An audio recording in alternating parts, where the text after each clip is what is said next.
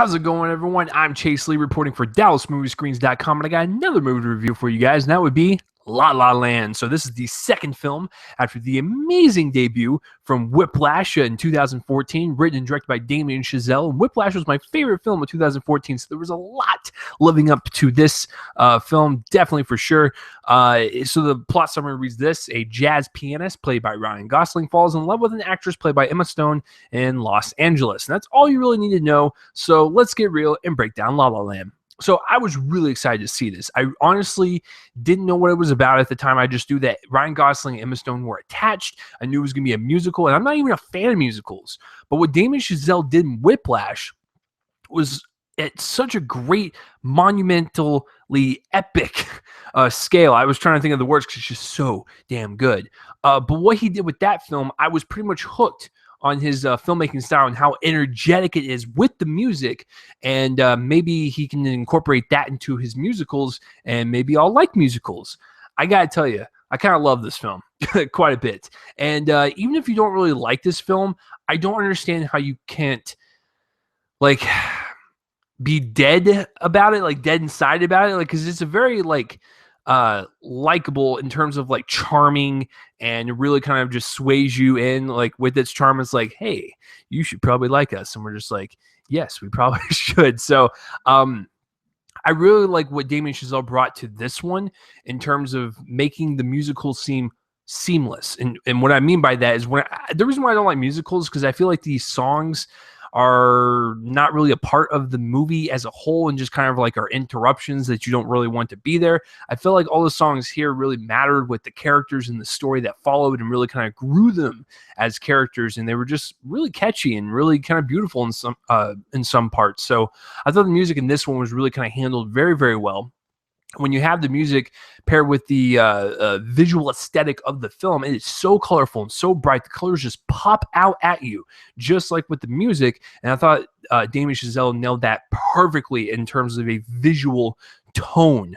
It is just so bright and colorful. And the cinematography is gorgeous. When you think about some of the shots in the film, and the fact that they filmed this on real film and it wasn't digital, it just makes it even more beautiful, because some of the lighting in this film is just so precise and so direct, and the harsh shadows are there, and it's just framed up so well. You could literally freeze frame it and call it a painting, because it would be that beautiful. And so the visual aesthetic is fantastic, and it goes along with the energetic pace of the music. But how is the story? The story overall, I think, is a very good romance story, and it doesn't have a traditional ending like you think it would at the end of the film, in terms of like, oh, they're going to get back together. Well, they may or may not. I have no clue, but I'm just saying that it's a different take on a romance film, and I thought that was played out more realistically than most romance films.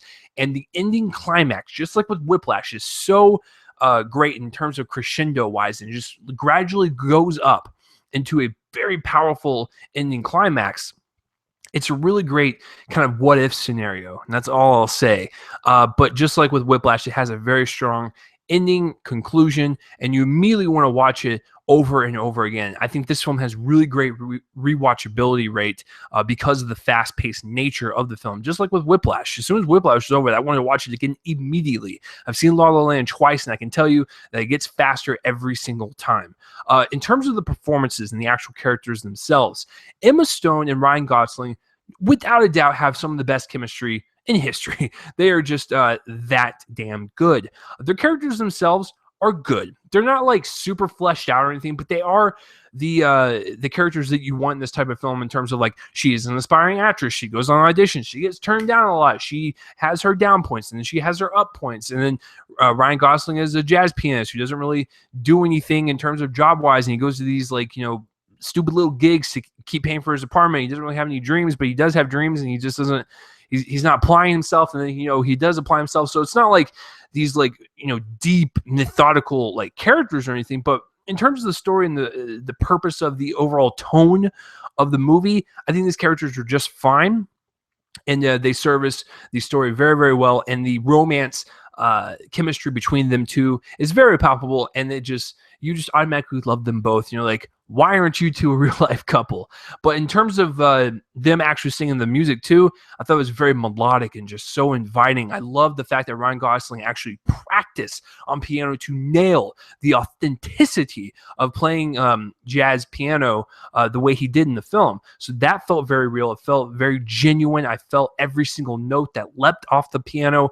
I believed every single note that was sung by Emma Stone and Ryan Gosling. They both had beautiful voices that just kind of just draw you in with your auditory senses, and then the visual complement of the film draws you in with the visual sensories and stuff. So it's a movie that kind of assaults all senses in terms of visual and audio just so well, and just it makes for a really great experience. And like I said, it is a film that as soon as it's done, you will want to rewatch over and over again because of the fast-paced editing. It is edited by the same person, Tom Cross, who did Whiplash. And he won for Whiplash. As soon as I walked out of Whiplash, I said, that film is going to win Best Editing, and it sure as hell did.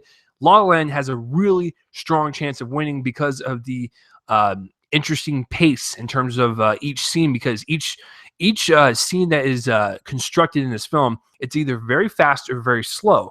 With the very fast stuff, you have it edited in a way where it syncs up with the music, or it syncs up with the energy of the characters, and that is really well done.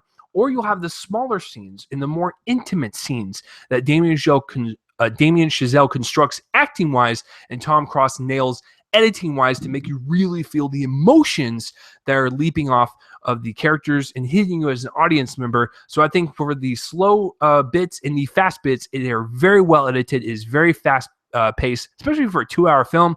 It flies by. So guys, overall, Whiplash is a beautiful, colorful, kind of whimsical and magical musical that really kind of harkens back and is an homage to the films of the 50s and the 60s, which I really appreciate, and I cannot wait to see what Damien Chazelle does next in his trilogy of jazz movies. You know what?